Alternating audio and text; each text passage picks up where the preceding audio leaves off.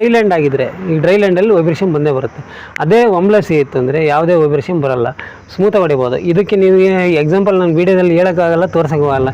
ನೀವು ಬಂದು ವಿಸಿಟ್ ಮಾಡಿದ್ರೆ ನಾವಿಲ್ಲಿ ಡ್ರೈ ಲ್ಯಾಂಡಲ್ಲೂ ಹೊಡೆದು ತೋರಿಸ್ತೀವಿ, ಹಾಗೂ ಸ್ಮೂತ್ ಇರೋ ಇದು ಹಸಿ ಇರೋ ನೆಲದಲ್ಲೂ ಹೊಡೆದು ತೋರಿಸ್ತೀವಿ. ಅವಾಗಲೇ ನಿಮಗೆ ಗೊತ್ತಾಗುತ್ತೆ. ದಯವಿಟ್ಟು ನಮ್ಮ ಶೋರೂಮ್ ವಿಸಿಟ್ ಮಾಡಿ ಒಂದು ಸಲ ಡೆಮೋ ನೋಡಿ ತಗೊಂಡು ಹೋಗ್ಬೋದು. ಈಗ ಅಡಿಕೆ ಗಿಡದಲ್ಲಿ ಹೊಡಿತೀವಿ ಅಂದರೆ 3 ಅಡಿ ಹಾಕೊಂಡು ಹೊಡ್ಬೋದು, ಅಥವಾ ಇಂಟರ್ ಕಲ್ಟಿವೇಷನಲ್ಲಿ ಅಂದರೆ ಈಗ ಟೊಮೊಟೊ ಆಗಿರ್ಬೋದು, ಇನ್ನೊಂದು ಬೆಳೆ ಆಗಿರ್ಬೋದು, 1.5 ಅಡಿ ಸಾಲು ಇಲ್ಲ 2.5 ಅಡಿ ಸಾಲು ಇಲ್ಲ 3 ಅಡಿ ಸಾಲಲ್ಲಿ ಹೊಡಿತೀವಿ ಅಂದರೆ ಇವೊಂದು ಬಿಚ್ಚಂಡು ಅಡ್ಜಸ್ಟಬಲ್ ಮಾಡ್ಕೊಂಡು ಹೊಡ್ಕೋಬೋದು. ಅನ್ನದಾತರಿಗೂ ನಮಸ್ಕಾರ. ಇವತ್ತಿನ ವಿಡಿಯೋದಲ್ಲಿ ಕಿಸಾನ್ ಬ್ರ್ಯಾಂಡ್ನ 7HP 170F ಇಂಜಿನ್ ಬಗ್ಗೆ ಮಾಹಿತಿ ಕೊಡ್ತಾಯಿದ್ದೀವಿ. ಮಾಹಿತಿ ಕೊಡೋಕ್ಕಿಂತ ಮುಂಚೆ ನಮ್ಮ ಅಡ್ರೆಸ್ ಹೇಳ್ಬಿಡ್ತೀನಿ. ಶ್ರೀ ರಂಗನಾಥ ಅಗ್ರಿಕೇರ್ ಅಂತೇಳಿ ಎರಳ್ಳಿಯಲ್ಲಿ ಬರುತ್ತೆ, ಬೀರೂರು ಅಜ್ಜಂಪುರ ರೋಡಲ್ಲಿ ಬರುತ್ತೆ. ಚಿಕ್ಕಮಗಳೂರು ಡಿಸ್ಟಿಕ್, ಕಡೂರು ತಾಲೂಕು, ಬೀರೂರು ಹೋಬಳಿ ಹಾಗೂ ಎರೆಹಳ್ಳಿಯಲ್ಲಿ ಮಾಡಿದ್ದೀವಿ. ರೂರಲಲ್ಲಿ ಮಾಡಿರೋ ಕಾರಣ ಏನಪ್ಪ ಅಂತಂದರೆ, ನಮ್ಮ ರೈತರಿಗೆ ಈಗ ಸಮಸ್ಯೆ ಆಗಿರೋದೇನೆಂದರೆ, ಎಲ್ಲ ಶೋರೂಮಲ್ಲೂ ಕೂಡ ಹೋಗ್ತಾರೆ, ವೀಡಿಯೋ ನೋಡ್ತಾರೆ, ತೊಗೊಂಬರ್ತಾರೆ. ಅವರಿಗೆ ಡೆಮೋ ಸಿಗೋಲ್ಲ, ಅವರ ಕೆಲಸಕ್ಕೆ ಉಪಯೋಗ ಬರುತ್ತೆ ಇಲ್ಲೋ ಗೊತ್ತಾಗಲ್ಲ, ಸುಮ್ಮನೆ ತೊಗೊಂಬರ್ತಾರೆ. ಇಲ್ಲಿ ನಮ್ಮಲ್ಲಿ ಸ್ಪೆಸಿಫಿಕ್ಕಾಗಿ ರೈತರಿಗೆ ಅವ್ರಿಗೆ ಅನುಕೂಲ ಆಗಂಗೆ, ಅವರ ಜಮೀನು ಎಷ್ಟಿದೆ, ಅವರ ಕಲ್ಟಿವೇಷನ್ ಯಾವ ರೀತಿ ಮಾಡ್ಕೊತಾರೆ, ಅದಕ್ಕೋಸ್ಕರನೇ ಇಲ್ಲಿ ಡೆಮೋಗೋಸ್ಕರನೇ ಹೊರಗಡೆ ಸಿಟಿಯಿಂದ ಹೊರಗಡೆ ಹಳ್ಳಿಲಿ ಮಾಡಿದ್ದೀವಿ ಶೋರೂಮು. ಇದು ರೈತರು ಬಂದು ಇಲ್ಲಿ ವಿಸಿಟ್ ಮಾಡಿದ್ರೆ ಡೆಮೋ ನೋಡ್ಬೋದು. ಇಲ್ಲಿ ನಮ್ಮ ಪಕ್ಕದಲ್ಲೇ ಜಮೀನಿದೆ, ಪಕ್ಕದಲ್ಲೇ ಜಮೀನು ಇರೋದ್ರಲ್ಲಿ ಡೆಮೋ ನೋಡ್ಕೊಂಡು ಅವ್ರಿಗೆ ಅನುಕೂಲ ಆಗುತ್ತೆ ಇಲ್ಲೋ ಅಂತೇಳಿ ತೊಗೋಬೋದು.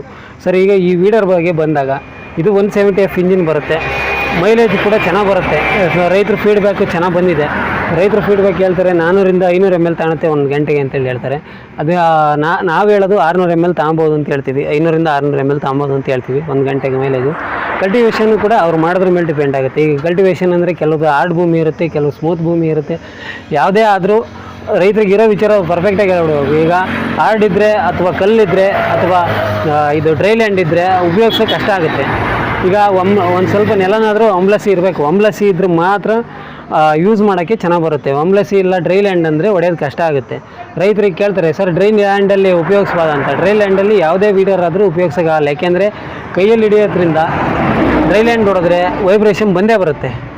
ಈಗ ನಾರ್ಮಲ್ ವೀಡಿಯೋ ನಮ್ಮದು ವೈಬ್ರೇಷನ್ನೇ ಬರೋಲ್ಲ, ಯೂಸ್ ಮಾಡ್ಬೋದು, ಲೇಡೀಸು ಕೂಡ ಯೂಸ್ ಮಾಡ್ಬೋದು ಅಂತ ಹೇಳ್ತಾರೆ.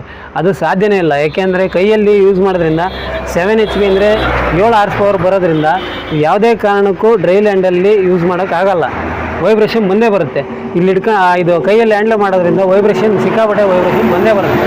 ಈಗ ನೆಲ ಸ್ಮೂತ್ ಇದ್ದು ನೆಲ ವಂಬ್ಲಸಿಗಿತ್ತು ಅಂದರೆ ವೈಬ್ರೇಷನ್ ಬರೋಲ್ಲ, ನೀಟಾಗಿ ಕಲ್ಟಿವೇಷನ್ ಆಗುತ್ತೆ, ಹೊಡ್ಕೊಂಡು ಯೂಸ್ ಮಾಡ್ಬೋದು. ನಿಮಗೆ ಇದಕ್ಕೆ ಎಕ್ಸಾಂಪಲ್ ಬೇಕು ಅಂದರೆ ನಮ್ಮ ಶೋರೂಮ್ ವಿಸಿಟ್ ಮಾಡಿ, ನಾವು ಡ್ರೈ ಲ್ಯಾಂಡಲ್ಲೂ ಹೊಡೆದು ತೋರಿಸ್ತೀವಿ, ಹಾಗೂ ಇದು ವಂಬ್ಲಸಿ ಇರೋ ಜಾಗದಲ್ಲೂ ಹೊಡೆದು ತೋರಿಸ್ತೀವಿ. ಹೊಡೆದು ನೋಡಿದ್ರೆ ನಿಮಗೆ ಅವರಿಗೆ ರೈತರಿಗೆ ಗೊತ್ತಾಗುತ್ತೆ ಕನ್ಫರ್ಮ್ ಆಗಿ ಡ್ರೈ ಲ್ಯಾಂಡಾಗಿ ಹೆಂಗೆ ವೈಬ್ರೇಷನ್ ಬರುತ್ತೆ, ಸ್ಮೂತ್ ಲ್ಯಾಂಡಾಗಿ ಹೆಂಗೆ ವೈಬ್ರೇಷನ್ ಬರುತ್ತೆ ಅಂತೇಳಿ ರೈತರು ಅಲ್ಲೇ ಲೈವ್ ಆಗೇ ನೋಡ್ಕೊಂಡು ಹೋಗ್ಬೋದು. ಈಗ ಕೆಲವ್ರು ಹೇಳ್ತಾರೆ, ಸರ್ ನಮ್ಮದು ವೈಬ್ರೇಷನ್ನೇ ಬರೋಲ್ಲ ಅಂತ. ಡ್ರೈ ಲ್ಯಾಂಡಲ್ಲಿ ಹೊಡೆದ್ರೆ ಎಲ್ಲ ವೀಡರು ವೈಬ್ರೇಷನ್ ಬರುತ್ತೆ.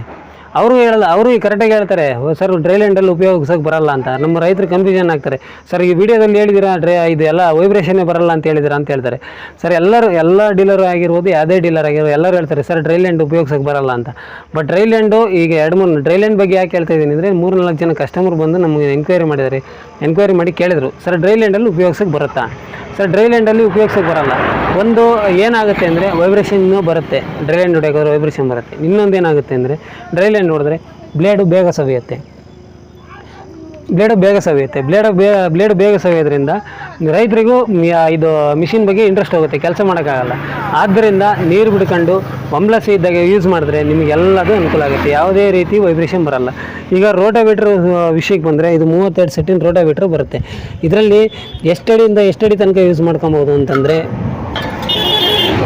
ಸರ್ ಇದು 1.5 ಅಡಿ ತನಕ 1.5 ಅಡಿ ತನಕ ಅಡ್ಜಸ್ಟ್ ಮಾಡ್ಕೋಬೋದು, 2.25 ಅಡಿ ಅಡ್ಜಸ್ಟ್ ಮಾಡ್ಕೋಬೋದು, 3 ಅಡಿ ತನಕಲೂ ಅಡ್ಜಸ್ಟ್ ಮಾಡ್ಕೋಬೋದು. ನಿಮ್ಮ ರೈತರಿಗೆ ಯಾವ ರೀತಿ ಅನುಕೂಲ ಆಗುತ್ತೆ ಆ ರೀತಿ ಅನುಕೂಲವಾಗಿ ಹೊಡಿಬೋದು.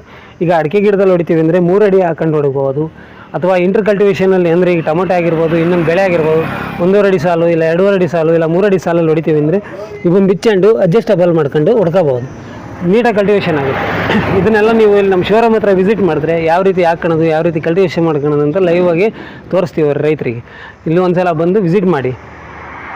ಮತ್ತು ಇಂಜಿನ್ ವಿಚಾರಕ್ಕೆ ಬಂದರೆ ಸರ್ ಮೈಲೇಜ್ ಚೆನ್ನಾಗಿದೆ, 170 ಎಫ್ ಇಂಜಿನ್ ಬರುತ್ತೆ, ಯಾವುದೇ ರೀತಿ ವೈಬ್ರೇಷನ್ ಬರಲ್ಲ ಅಂತ ಹೇಳ್ತೀರಾ, ವೈಬ್ರೇಷನ್ ಬರುತ್ತೆ ಅಂತ ಹೇಳ್ತೀರಾ, ಎರಡೂ ಹೇಳ್ತಾ ಇದ್ದೀರಾ ಅಂತಂದರೆ ಕನ್ಫ್ಯೂಸ್ ಆಗಬೇಡಿ.